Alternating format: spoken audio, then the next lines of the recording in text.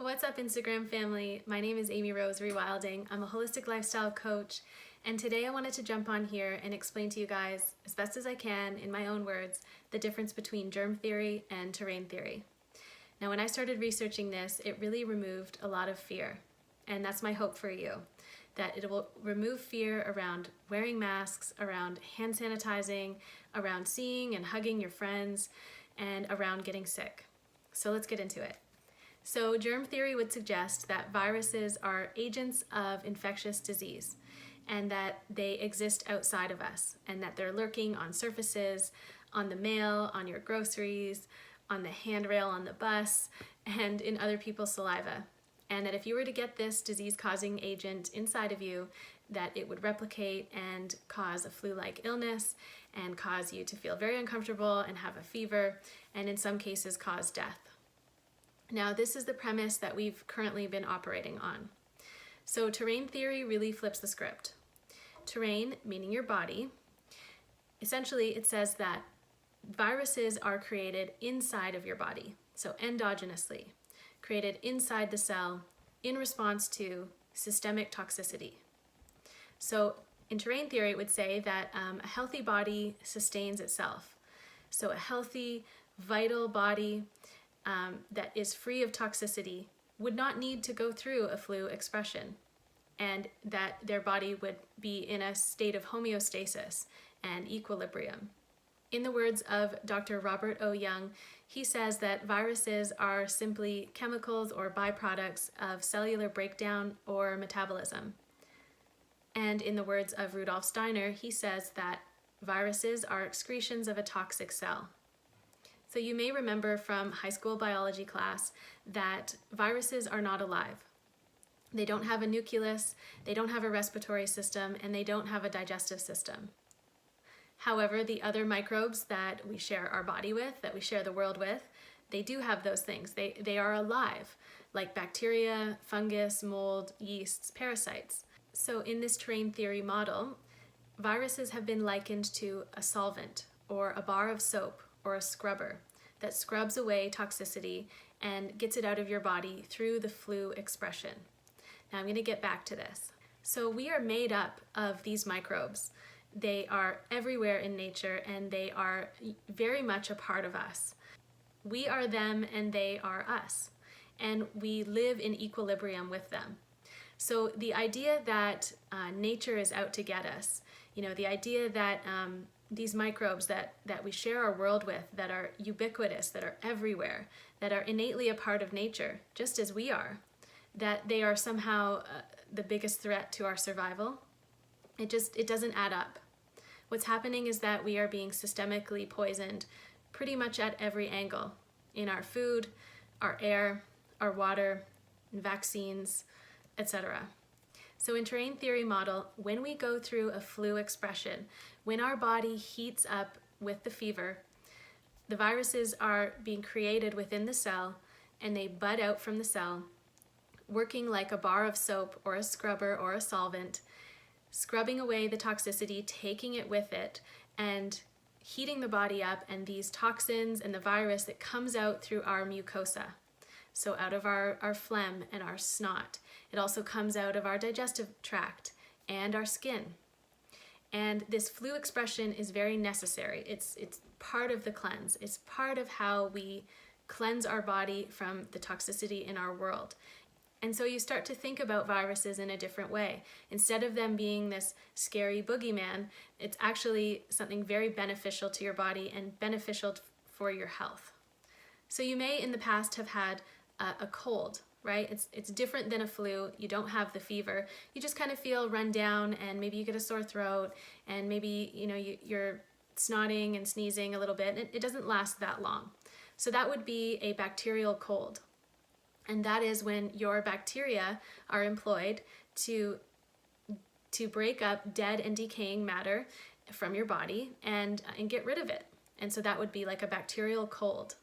However, when the body gets to such a degree of toxicity that our living organisms actually get poisoned to death trying to get rid of that toxicity, then our body employs something that is not alive, that has a different action in the body, that acts like a scrubber or a soap, the virus and gets rid of toxicity in that way.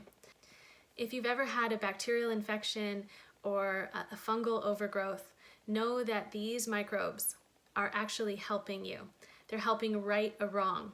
So if you were to address the root problem, which is toxicity, then those bacteria would come back into balance, those fungus would come back into balance. So these little bugs, when they get out of balance, it really shows us in what ways we've gone out of balance with Mother Nature. So these microbes that we share the world with, that we share our body with, they have a very specific role. And we can see that in nature outside of us. We see that fungus and bacteria break down dead and decaying matter in a forest, dead and decaying matter of an animal's body, anything like that. Their role is to take things back down to the earth, to decompose dead and decaying matter. And they have the same role within our body. There's a natural law with Mother Nature that anything that doesn't uphold her requirements for vitality and health will be taken back down to the earth. So a person, a plant, an animal. So to kind of look at this from a little bit of a different way, so from an unemotional way, why do some people die from a flu expression? Well, a healthy person won't die from a flu expression, but an unhealthy person will. And there's a number of different factors that can come into play here, so it really is about context. But Mother Nature will always take back down to the earth something that does not uphold her requirements for true vitality and health.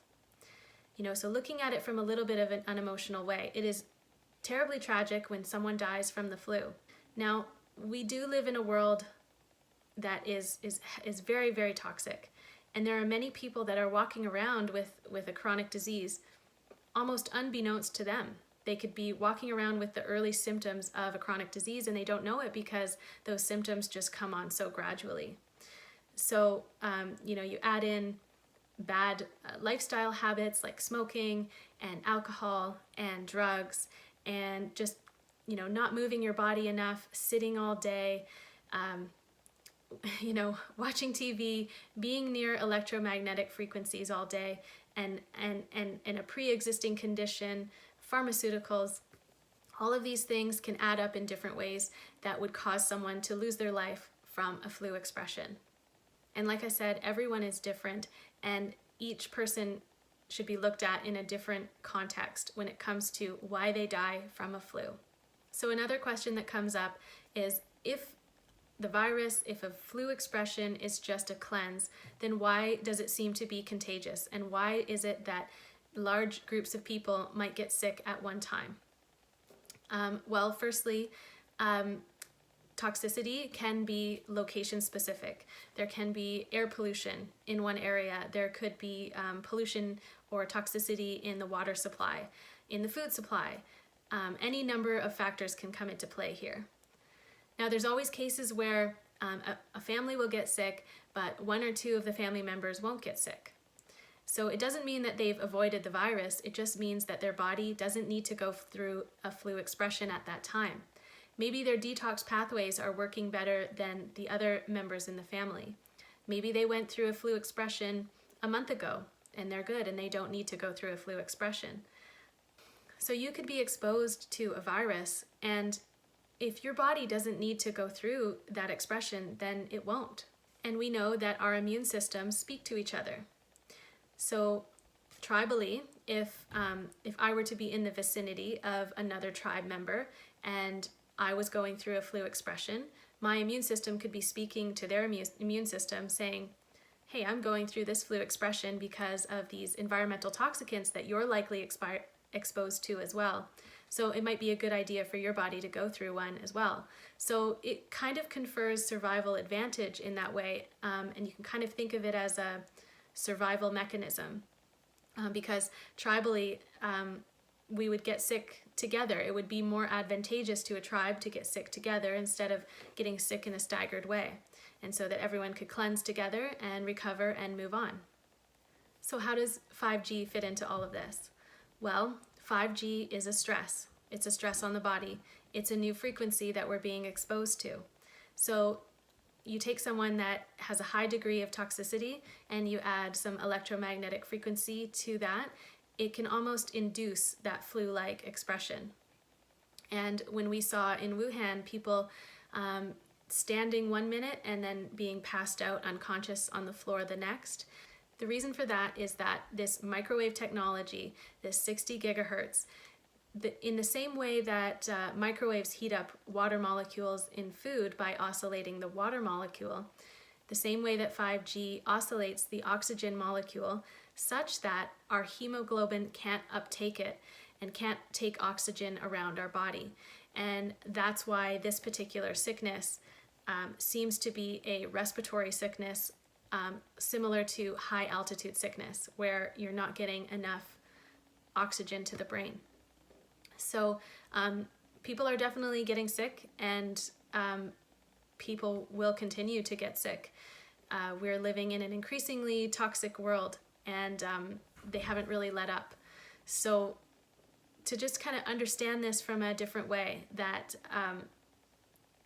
there's really nothing that we can do with masks and gloves and sanitizing that we can keep from getting sick. There are lots of measures that we can take to keep our body healthy and to maintain a high degree of health, so that if we do go through a flu expression, that we will absolutely survive and we can trust our body to do so. So the powers that be, they will never acknowledge terrain theory model as a viable model for disease, because all of the science that vaccines are predicated on would completely crumble and fall away, along with all of that interest and profit. And so they'll keep perpetuating the lie about having to wear masks and gloves and sanitizing surfaces and staying away from your friends and family. So lastly, I'll say science is a religion. Some people call it scientism. And in religion, there is dogmatic beliefs that you're not allowed to question. And that seems to be the way it is with established science. There's a documentary being made right now called On the Back of a Tiger, and it's all about the rigidity in the scientific community and the inability to acknowledge anything, any new idea that is outside of the established narrative. So the idea is that it's easier to get on the back of a tiger than it is to get off. And that tiger is that established science. So if we were to get off, then we would be done. We would be eaten. And all of the science that vaccines and everything is predicated on, it would fall away. And so there is absolutely no way that the powers that be will acknowledge terrain theory. And so terrain theory model is not necessarily new science. It's old science that has been suppressed. So guys, don't take my word for it. Study for yourself. Take the time to do some research, contemplate these ideas, and let them sink in. It takes time to think about things in a new way. In order to undo our conditioning and our brainwashing, we have to work at it the same way that it was applied, which is little bits of information consistently over time. So allow yourself to research some of this stuff. I'm not the only one that is speaking about this. There are lots of other people, namely Dr. Robert O. Young, Antoine Béchamp, Dr. Thomas Cowan, Amanda Vollmer, Dr. Andy Kaufman, Dr. Andrew Molden, Dr. Stefan Lanka, Dr. William Trebbing. There's also a book, I haven't read it yet, but I'd like to. It's called Goodbye Germ Theory, and another one by Ethel Douglas Hume, who she wrote about the life of Antoine Béchamp and Louis Pasteur and the differences between their theories, so germ theory and terrain theory. So guys, this theory really makes a lot of sense to me. I trust my body, and I trust nature. Our human body is brilliant. It has ways of adapting and surviving. So guys, I hope this video was helpful for you, and I'd love to hear from you. So definitely reach out, do some studying on your own, and let me know if anything stood out to you in the comments below. If you want to talk more about this, feel free to reach out. You can find me on Instagram at AmyRose_rewilding. Wishing you guys a beautiful day, lots of courage, and happy studying.